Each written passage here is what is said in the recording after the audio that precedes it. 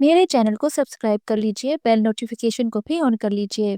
آج خاص دن ہے، کرسمس ڈے بھی ہے اور ساتھ میں قائد اعظم ڈے بھی ہے، اور آج میرے اس ناول کی آپ لاسٹ ایپیسوڈ سنیں گے۔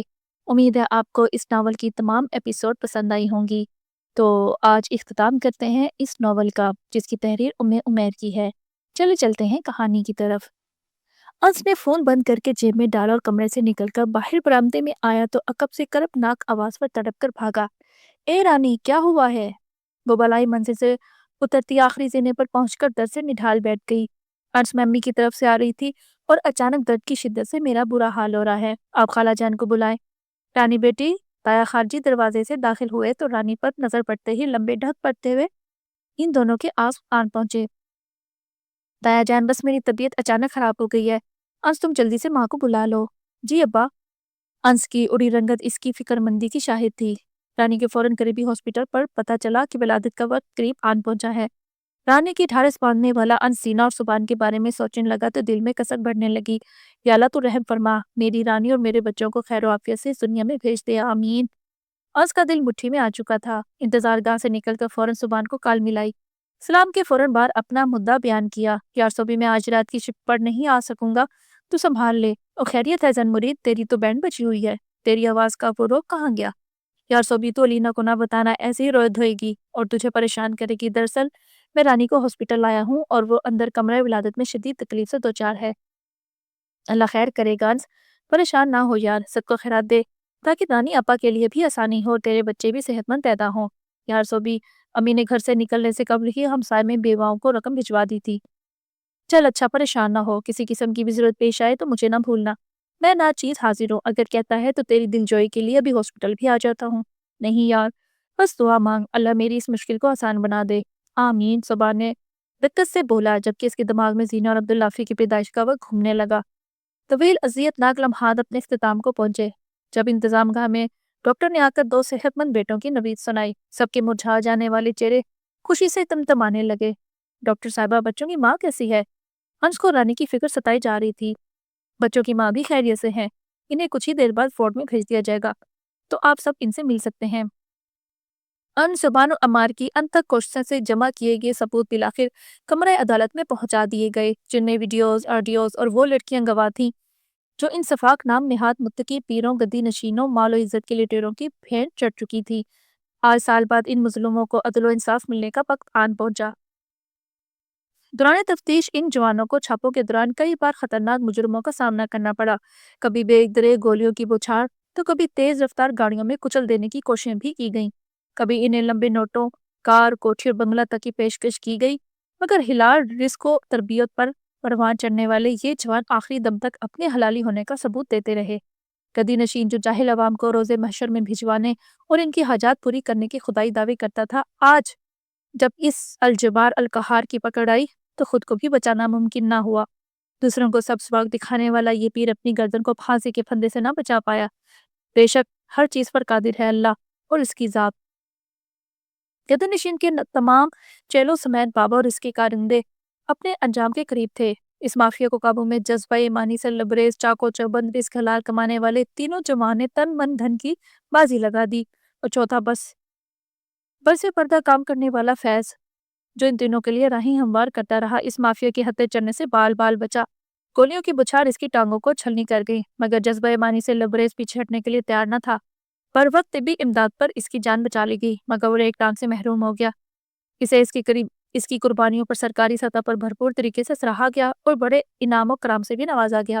ایک چھاپے کے دوران عمار کی کھوپڑی اٹھتے اٹھتے بچی، بروقت چوکس سپاہی نے مخالف سن پر کھڑے مجرم کو جہنم واصل کر دیا۔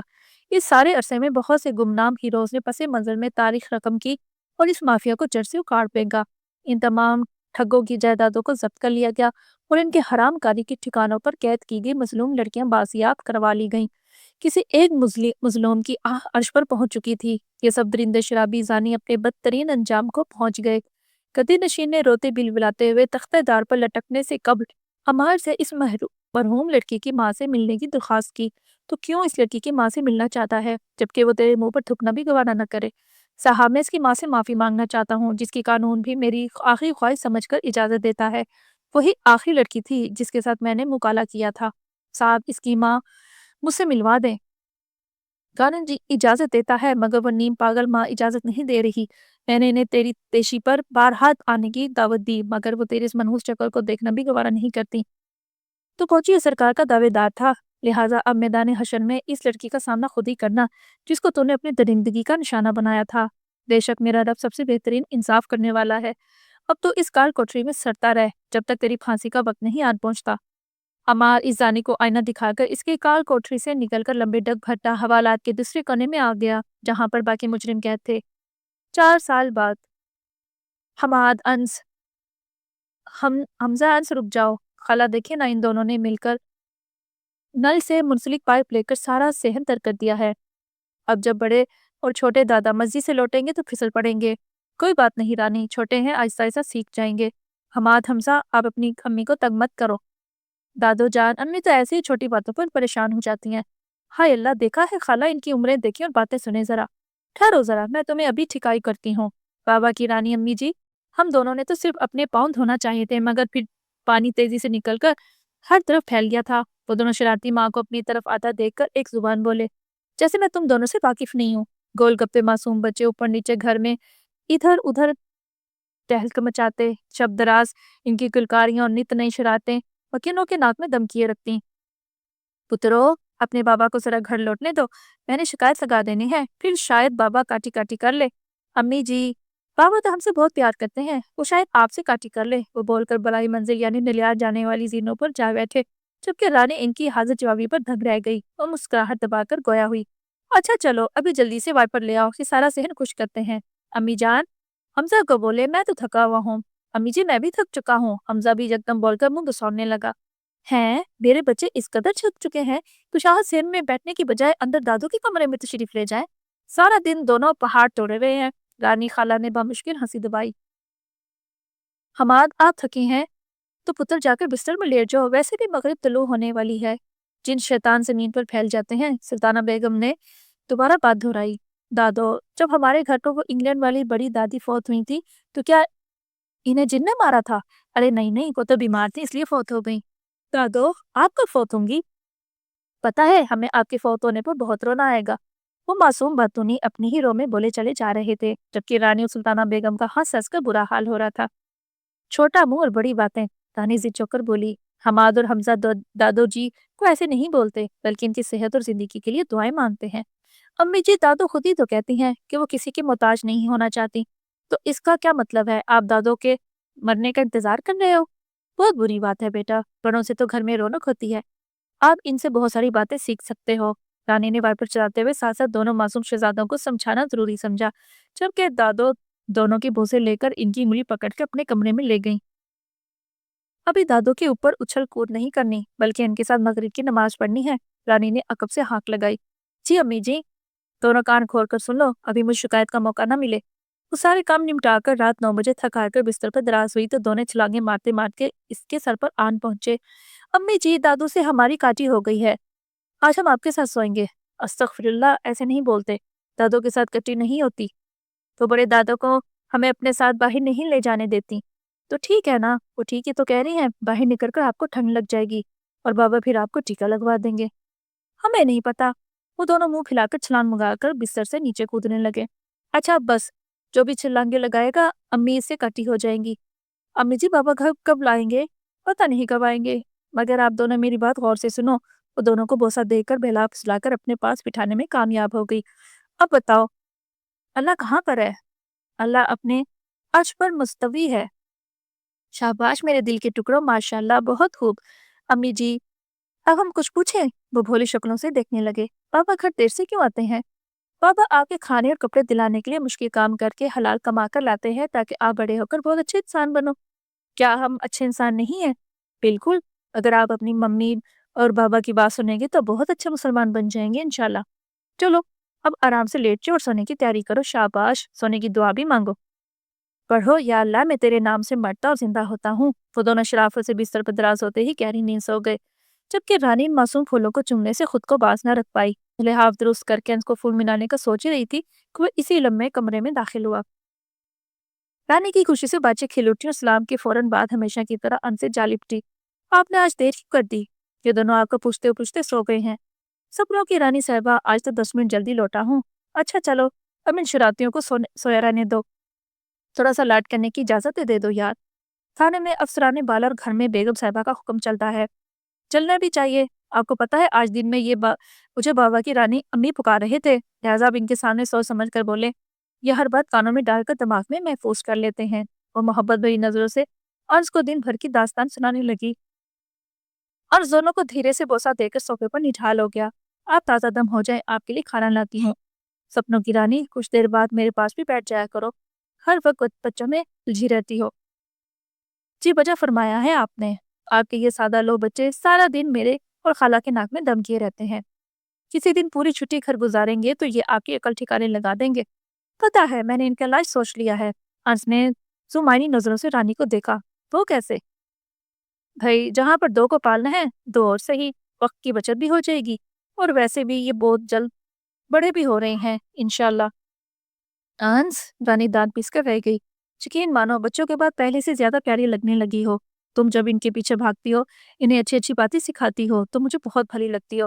मुझे वही पुरानी वाली अजली दुश्मन याद आ जाती है, जिसका अब नया ममता भरा रूप मेरे दिल की धड़कन और आंगन में रौनक बन चुका है। अंश की साफ कोई रानी के चेहरे पर धना के रंग बिखेरने लगी। ए हादिया जी, हशम की तमाम चीजें रख ली हैं? जी सब तैयार है, बस अब कल गाड़ी का इंतजार बाकी है। वो ढीले ढीले तारीदार लीलन के काले और हल्की फिरोजी जोड़े में खिलता गुलाब लग रही थी। इसके सफेद गालों की लाली इसके कुदरती हुस्न को जाज़बियत का औरनंग दिखाई दे रही थी। थकन ज़दा लग रही हो? फारिस ने इसके करीब बैठते हुए मेहरे मोहब्बत साबित की।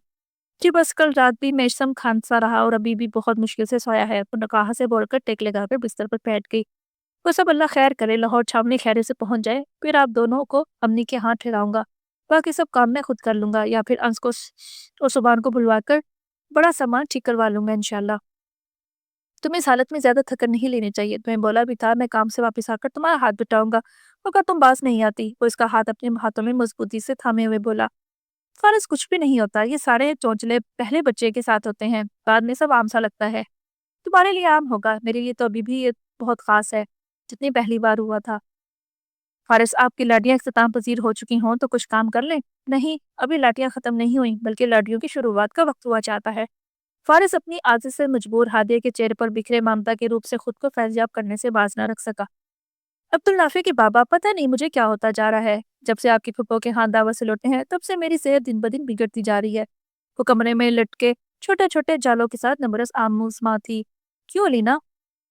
अरे, 10 तो लफ्ज मामूली है, लग जाते तो अच्छा होता, कम से कम पेट से जहरीले मादे तो निकल जाते। अच्छा, ये तो बड़े अफसोस की बात है। जहरीले मादे किस कदर बेबाक हो जाते हैं। मेरी मलका लीना के पेट में मुकीम है और इन्हें मुसलसल तंग कर रहे हैं। सुबह दफ्तर से चंद फाइलें उठाकर घर ले आया, जिन्हें खोले वो कुछ ढूंढ रहा था। मलका लीना बिस्तर पर तशरीफ ले आए। चले तो कल दिन में भी साफ हो सकते हैं। अरे नहीं, इस वक्त अगर इनका सफाया ना किया तो सुबह तक छत पर मजीद बड़े हो जाएंगे। अच्छा, मैं जरा अब्दुल नाफे को सोने से कबल देखा हूँ, कहीं अम्मी अबू को तंग ना कर रहा हो। सुबह बिस्तर से उतरकर पाँव में चप्पल अड़सने लगा तो लीना इसके सामने आन खड़ी हुई। कभी उंगलियां मरोड़ती तो कभी हथेलियां मसलने लगती। अलीना, खैरियत तो है ना? मेरी बिना तगो दो के आज बड़ी कुर्बतें बढ़ाई जा रही हैं, मुस्कुराते हुए पूछने लगा। वो मुझे कहना था कि आप अपना ख्याल रखा करें। अच्छा, जैसे आपका हुक्म जनाब। पोलिना के इस अचानक अंदाज पर ठटका। वो मुझे लगता है मैं भी एससी के इम्तिहान नहीं दे पाऊंगी। अच्छा होता अगर 2 साल घर बैठकर जाया ना करती। भाई, अब जाहिर सी बात है, न जाने ये वबा कोरोना कब तक लोगों को घरों में महसूर करके रखेगी। तो मुल्की निज़ाम धर्म भरम तो होना ही था। ऐसी बात नहीं है। तो फिर कौन सी बात है अलीना जी? जरा खाकसार के कानों तक तो पहुंचा दें। कहीं वज़ीर आला पंजाब ने आपको मुशीर खास तो नहीं मुकर्रर कर लिया? आप माशाल्लाह मुफीद मशरूम में अबूर रखती हैं। सुबह ने हंसी दबाई। वो अब्दुल नाफे के बाबा मुझे शेमशी आ रही है, खुद ही समझ जाए। मैं कैसे समझूं? बेगम आधी रात को कमरे के जाले उतारते हुए अचानक सामने आती है। क्या किसी मकड़ी ने अपना जाल या अपना हाले दिल सुना दिया है? आप मेरी बात का मजाक को रंग न मत दें। तो फिर कौन सा रंग दूं? आप समझे क्यों नहीं है? क्या मतलब? मेरा जी चाहता है आप काम पर ना जाया करें। क्यों जी?